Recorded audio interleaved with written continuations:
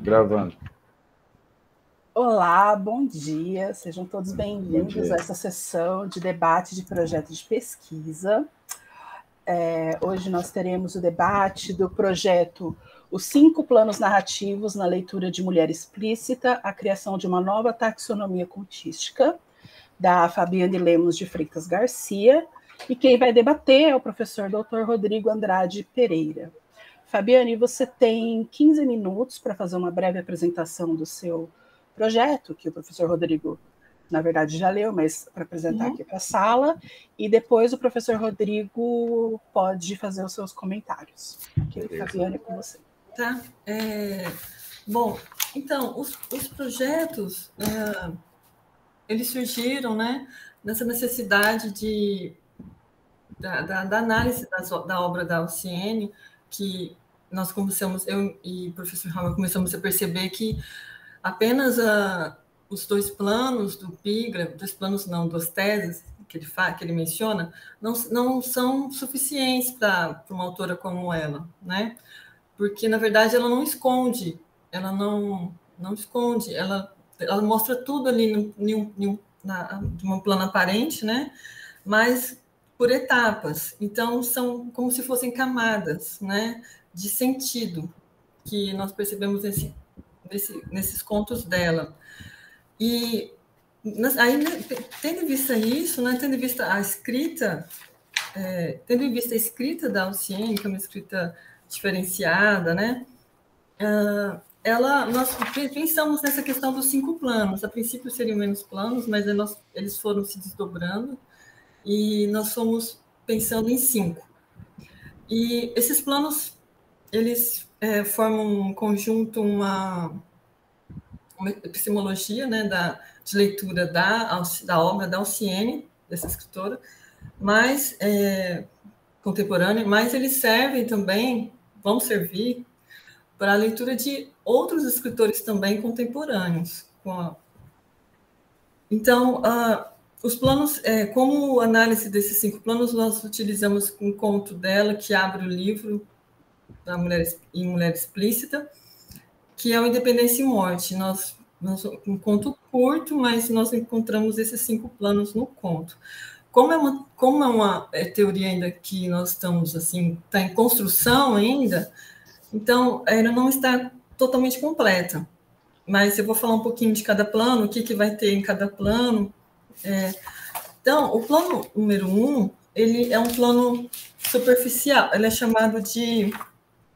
Nós nomeamos já os planos, né? Antes a gente estava chamando superficial, mas agora ele é chamado de epidérmico, esse plano, que nós utilizamos de metáforas do corpo humano, né? O professor Howard teve essa ideia. Então, o plano epidérmico é aquela camada superficial que, de início, que nós percebemos nesse conto, né? E para esse plano superficial, ele seria acima, um plano seria acima, mais ou menos uma fusão da primeira história do Piglia, né? Não, na verdade, ele não seria a primeira história, seria mais ou menos acima da linha d'água do Hemingway, né? E agora, introduzindo novas teorias, porque é como uma bricolagem que essa nossa teoria, porque você vai fazendo uso de várias epistemes, várias teorias de outros campos, nós usamos o quadrado semiótico do Graham-Mas, né, da teoria semiótica, e que ele apresenta duas oposições fundamentais, que, na verdade, ele pertence ao nível fundamental da semiótica, né, do percurso gerativo, da semiótica padrão. E é o que a gente consegue ver a princípio, a existência de duas oposições no conto, no caso, opressão e liberdade, né, que levaria a vida e a morte. No caso, a opressão como disfórica, como eufórica, e a opressão e a liberdade como eufórica. Bem, e partindo para o segundo plano, que é, na verdade, o plano dérmico, que já na metáfora humana, do corpo humano, ele já é uma camada que está logo abaixo do epidérmico, da epiderme, né? Nessa camada, chamada dérmico, nós utilizaremos o percurso semiótico, né, o percurso gerativo, que é o segundo nível da semiótica, né, que é o nível narrativo nessa camada. E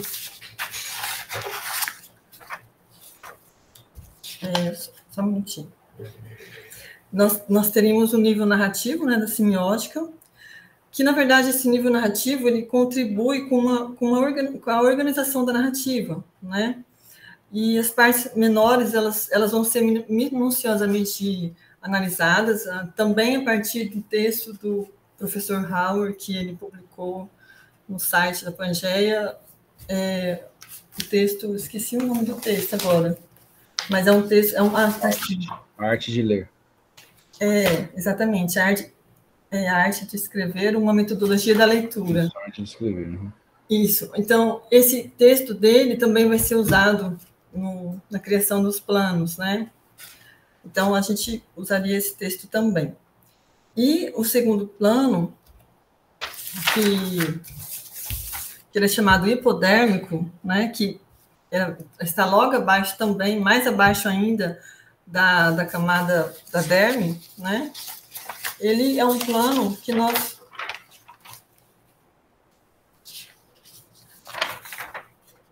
Só um minutinho, gente, me perdi aqui nas minhas folhas. Na verdade, já seria mais ou menos um plano, o iceberg do Hemingway, né? Seria mais ou menos esse plano. Só um minutinho, Rodrigo, eu esqueci uma folha minha aqui que tinha uma informação, mas ele é um plano importante, mas ele tem essa fusão do iceberg do Hemingway. E o quarto plano, que ele é chamado de circulatório, esse plano, ele já vai constar a semiótica das paixões, né, do Greimas, mas agora eu estou com um problema porque eu comecei a assistir comecei a ler o Greimas e aí do Greimas você percebe que já tem outro desdobramento, porque a semiótica é uma teoria que ela está sempre se reinventando, então nós já temos a semiótica das tensões, do Zilberberg, que é um desdobramento da semiótica do Greimas.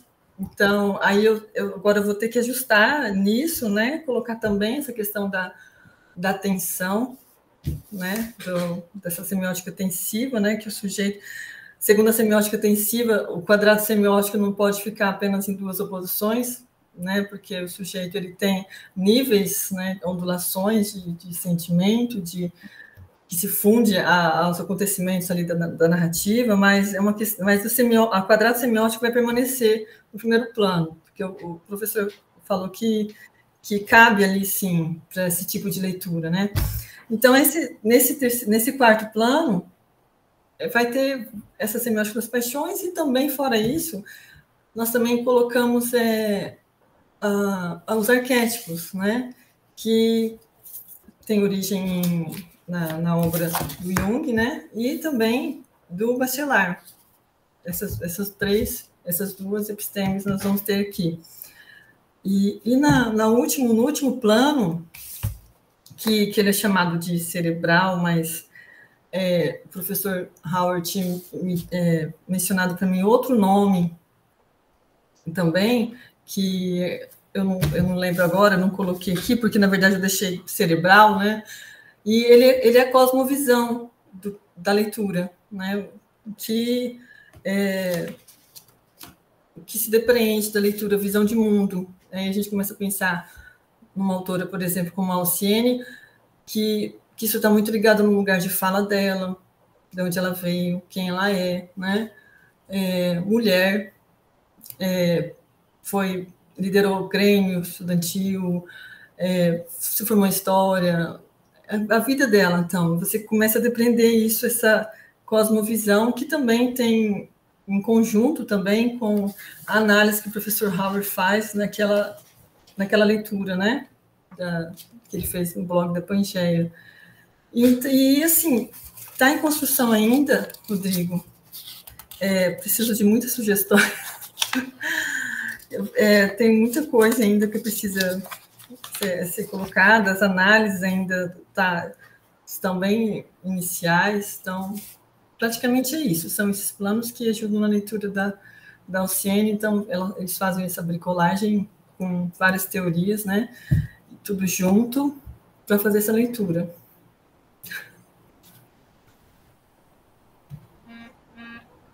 Show de bola. Show de bola. É isso, né? Pode falar, Natália, então?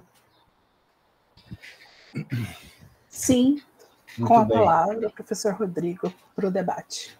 Olha, é um prazer estar aqui com vocês duas, né? Duas colegas, duas amigas de longa data, de luta juntos, né?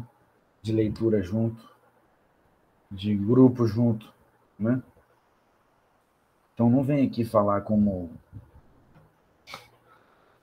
alguém superior ou sei lá que for. É um colega falando, a Júlia. É um colega falando, né? Para outra colega. Bom dia, Júlia.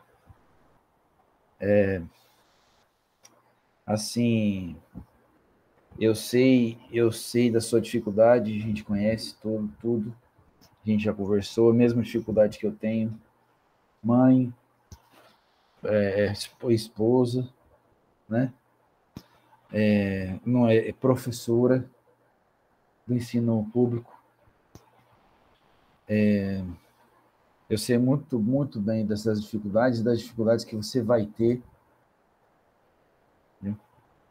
Não vou mentir para você que vai ser difícil. Vai ser difícil. Vai ser difícil. Não é fácil. Mas, por ser difícil, vai ser mais recompensador. Né? E ainda mais com todas essas nossas obrigações que temos. E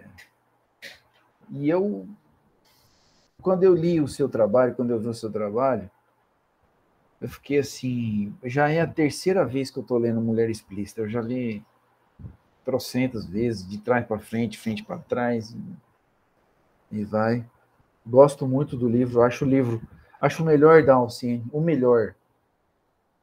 acho o melhor de todos. Acho que ela atingiu um nível muito bom no Mulher Explícita. Gosto muito do Filho de Pinguço. Gosto muito de Filho de Pinguço, que eu fiz uma análise do Filho de Pinguço com um conto do Vilela, né? Que ficou um trabalho interessante. Mas o Mulher Explícita o Independência ou Morte é um soco no estômago. Um negócio muito criativo, diferente de tudo que a gente viu na vida. Um conto muito diferente. Eu nunca tinha visto algo igual. Isso, eu estou falando, sou um leitor. Isso eu posso dizer que eu sou, né? Sou um leitor viciado. Então, eu achei o negócio absurdo. Eu acho Noturnos lindo, lindo, lindo, quase uma crônica, né? Quase uma crônica poética, lindo Noturno. O da Hortência lá, que é o da... Qual é o nome? Alforria para Hortências. Excepcional.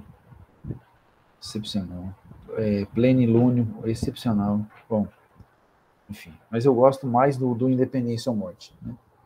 É o que eu gosto mais. Bom, enfim. Eu acho que é um trabalho corajoso. E graças a Deus que você mudou de orientador. Eu vou falar aqui agora, gravando. Entendeu? Vou falar, isso eu vou falar. Porque, olha, foi Deus chegando assim, colocando a mãozinha assim. Falou, pera um pouquinho que eu vou cuidar dessa menina, né? E aí... E olha, esse tema é espetacular, Fabiano. Isso é muito bom. Isso é um negócio que, a hora que você terminar isso, você vai abrir um campo para outros pesquisadores fora de sério. Você vai criar isso. Isso é que é fazer letras, entendeu? Isso que é o homem e a mulher de letras tem que fazer é isso, entendeu? Quando a gente fala em projeto de doutorado, é a isso que eu me refiro, entendeu? Isso é projeto de doutorado, entendeu? Isso é algo que você vai fazer, que vai te dar um trabalho? Vai. Mas na hora que ficar pronto, isso vai ficar tremendo, tremendo. Você encontrar essas camadas todas no conto, né? Eu já tinha falado, não sei para alguém, eu acho que eu estava conversando com a Eunice uma vez, eu falei assim, eu acho que o conto da Alciene parece um conto cebola. Aí ela riu de mim, né? Porque eu acho que você vai tirando as coisas assim e vai aparecendo mais. Então você vai tirando, né? Essa ideia da cebola, mas aí você vem com a ideia do corpo humano, que é espetacular, entendeu? Eu acho assim que o projeto você está com uma boa referência, você está com um bom referencial teórico. Aliás, referenciais teóricos muito consistentes e difíceis. Então, a semiótica, filha, não é para amador, já, né? Não é para amador, é para gente grande mesmo, entendeu? Encarar isso daí. Então, é uma coisa que você precisa se debruçar. Igual eu tive uma dificuldade com a estilística do Bakhtin, que eu me debrucei muito, o meu trabalho é muito em cima da estilística do Bakhtin, da estilística do romance, que também não é um negócio fácil, é um boi chuco que você tem que domar. Então, igual a semiótica, né? Que é muito interessante, mas é bem complicado de entender, que eu acho que você precisa de leitura e leitura, entendeu?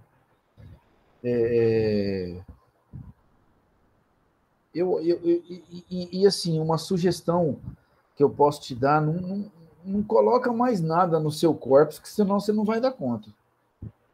Entendeu? Acho que já está de bom tamanho esses contos, né? Você quer ver? Tem 1, 2, 3, 4, 5, 6, 7 contos.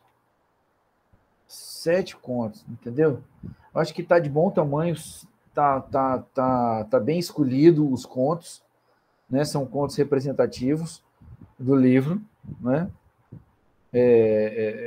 Deixar claro na súmula, acho que você tem que deixar claro melhor que é uma amostragem, né? Trabalhar com essa questão da amostragem, porque senão alguém pode te perguntar mas por que você não fez do livro inteiro? Então, eu acho que isso é uma pergunta, a gente tem que se preparar para as bordoadas que vem da vida. Então, por que não foi o livro inteiro, entendeu? Então, eu acho que você precisa pelo menos pensar nessa justificativa. Por que foi escolhido esse corpus? Né? Por que esses contos? Né? Por que não, sei lá, por que não Mulher em Recesso? Por exemplo, você não pôs. Mas por que não? Entendeu? Então você tem que mostrar por quê. Por que não a Abelha Rainha? Entendeu? Então, quer dizer, você vai, não, por causa disso, disso e disso e disso. Porque nesse conto a gente consegue enxergar melhor. Assim. Então, eu acho que no projeto a gente precisa ter muito bem definido a justificativa do porquê que a gente está fazendo aquilo. Entendeu? Eu acho que você está com a faca e o queijo na mão, é só você começar a comer. Entendeu? Então, ter essa boa justificativa do porquê do corpus, né? Do conto. dos contos. Acho que se fizer mais do que isso, vai te dar um trabalho danado, porque você vai fazer uma análise em 5 camadas, quer dizer, cada análise vai virar um, entendeu? Cada conto é um TCC na vida. Você entendeu? Olha que loucura isso, né? Então é um trabalho de fôlego. Você está com bons referenciais teóricos. Aliás, metade da sua súmula é de referencial teórico. Eu fiquei vendo. Eu falei, caramba, olha que louco, bicho. Ela fez uma biblioteca só no projeto, entendeu? Quer dizer, você tá com referencial teórico. Eu falo para os meus alunos assim, olha, diga-me quem você cita que eu te direi que pesquisador tu és, né? Porque estar em boa companhia é muito bom, mesmo ainda mais no trabalho acadêmico. E você está em ótimas companhias, né? No seu referencial teórico. A súmula, só você precisa dar mais uma organizadinha nela, aquela questão toda de colocar lá nos moldes lá da FMS, tudo certinho, né? Que eu acho que tá. E aí, na sua justificativa, que você colocou a introdução e a justificativa, na sua justificativa você pode acrescentar, eu acho que a sugestão que eu te dou é você acrescentar o porquê do corpus, né? O porquê que são significativos para a tua pesquisa e não outros, já que a gente tem outros contos aí no livro, né? Então, o que você escolheu, 7 contos. Então, eu acho que você pode fazer um adendo na sua justificativa, dizendo que o corpus escolhido foi por conta disso, porque eles é que são mais representativos por conta disso. Então, acho que você vai saber fazer legal. Entendeu? Acho que você pode fazer isso na sua justificativa. Aí,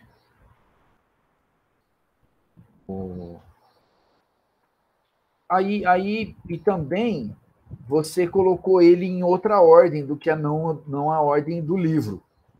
Essa é a ordem que você vai usar? Que você vai analisar ou não? Não, Rodrigo, eu acho que eu fui Pois aleatoriamente. aleatoriamente. Então você podia ver com o Howard que ordem é que você vai apresentar, né? Porque se você vai apresentar na ordem que eles aparecem no sumário do livro, né? Que aí eu sugeriria isso aí. Você manda quem pode, obedece quem tem juízo. Eu sugeriria que você apresentasse eles na ordem, entendeu? Até para começar com Independência e Morte, que é o creme dela creme da coisa, entendeu? Então ele não está no começo do livro à toa, né? Essa ordem não foi escolhida pela Alciene à toa, né? Eu acho que essa ordem dos contos pode gerar bom fruto e aí você pode até fazer uma historinha com eles, criar esse fio narrativo que tem nas análises, porque a sua análise pode ter esse fio narrativo, entendeu? Seria interessante para o leitor conseguir ver que você também chama a atenção do leitor para o leitor ir para o livro, para o leitor ir para o livro, que o livro é o mais importante, entendeu? Então aí você consegue fazer essa questão também, né? É uma sugestão que eu dou, mas às vezes tem outro porquê. Aí, se, por exemplo, você e o Howard chegar à conclusão, não, essa sequência tem um porquê. Aí esse porquê você justifica. Você coloca na justificativa, olha, essa ordem tem um sentido de ser.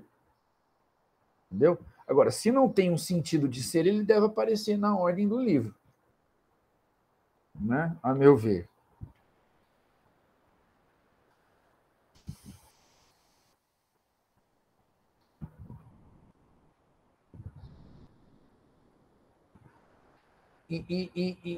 E aí, essa questão do problema partir da onde vocês perceberam. Você percebeu o problema quando você estava lendo os contos. Você percebeu, você colocou. Mas, professor, as teorias do conto não estão dando conta dos contos desculpa o trocadilho, mas mas não estão dando conta das narrativas da Alciene. Entendeu? Parece que ela está fazendo. Então, quer dizer, mostrar isso na sua problemática, que eu acho que precisa dar uma incrementada nessa problemática, mostrar que ao estudar a teoria do conto e perceber e fazer a leitura do conto, percebeu que a teoria que ela é interessante, mas que ela não estava sendo suficiente para a compreensão do conto, que precisava de ter algo mais. Então, isso é o problema. Essa era a problemática inicial. Você me contou na sua explanação. Entendeu? Então, você colocar isso na súmula é interessante, porque aí, na hora que você apresenta o projeto, a pessoa sabe de onde você partiu. Entendeu? Isso é muito interessante. Essa ideia inicial. Seria interessante você elaborar isso. Uma sugestão que eu dou. Certo?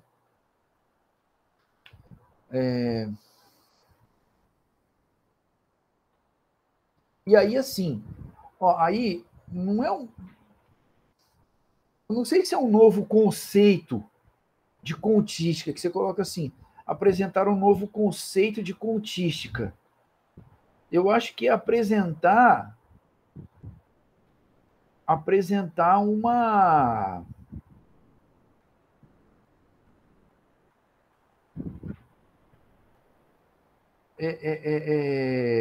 apresentar um novo jeito de analisar. Entendeu? Porque a contística da Alciene já está lá. Ela já está lá. A contística é a epistemologia da narrativa dela. Então, eu acho que é um novo jeito de estudar, de ler, uma nova maneira de ler, de analisar, de interpretar ao professor.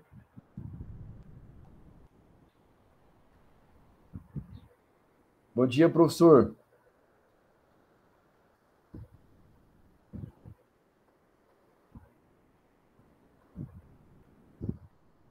Bom dia, professor Hauer. Acho que ele está com problema lá. Acho que ele está com problema na internet. Ótimo. Tá bom, professor. Já estou aqui terminando já com a Fabiane. Então, eu acho que essa questão, não sei, vê aí com o professor Hauer, essa questão do problema, né? Apresentar um novo conceito de contística, não sei. Eu acho que é uma maneira de ler, uma maneira de analisar, de interpretar, de perceber essas camadas todas da história, né? Que eu acho que seria interessante, né? A metodologia está excelente. Olha, eu acho que você já tá aí com a receita de bolo pronta, né? E como eu já falei, as suas referências já te qualificam. Só das suas escolhas de referência já te qualifica para isso, porque mostra que você está interessada e que você vai pesquisar. Já está pesquisando, na verdade. Né? Então, e um temaço, uma coisa muito original, parabéns para o professor, parabéns, uma temática original, assim, aquela ponta de inveja boa do pesquisador, né? Que é muito interessante, uma ideia assim, se eu for fazer aí certinho, vai virar uma senhora de uma tese. Parabéns. É isso. Posso Eu falar? sei, professor, fica tranquilo. E eu gravei tudo, viu, professor? Pode deixar. Rodrigo, posso falar um pouquinho? Pode sim. Meu maior problema hoje é a questão da semiótica, porque não que ela é um problema, mas ela é apaixonante. Apaixonante, e eu tenho medo assim de jogar muita semiótica, sabe? Porque eu tô apaixonada pela semiótica. Nossa, demais. Eu nunca tinha estudado semiótica na minha vida. E o professor Howard permitiu que eu conhecesse e descobrisse a semiótica. Eu estou fazendo aula. Você tem uma ideia, Rodrigo? Quando o professor falou que eu teria que colocar semiótica, né? Porque no começo não tinha essa teoria. Aí ele falou, eu acho melhor você colocar, tal. E eu falei, nossa, meu Deus, eu comecei a pesquisar umas coisas, falei, vou ter que procurar uma aula. E aí eu descobri uma aula lá em Campo Grande, o professor me aceitou como aluno ouvinte, estou fazendo desde agosto, toda quarta-feira à tarde, a tarde inteira, toda quarta-feira, não falta uma.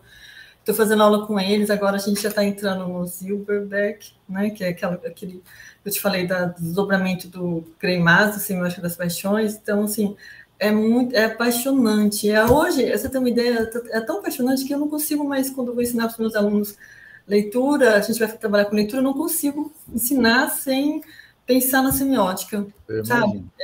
Você pensar no todo do texto, do significado, somente ali, sabe? Porque ela é estrutural, estruturada. E é bem interessante. Então, para mim, não sei se seria um problema agora. Sim. Acho que é um problema bom. Um problema bom. Excelente. Parabéns, viu?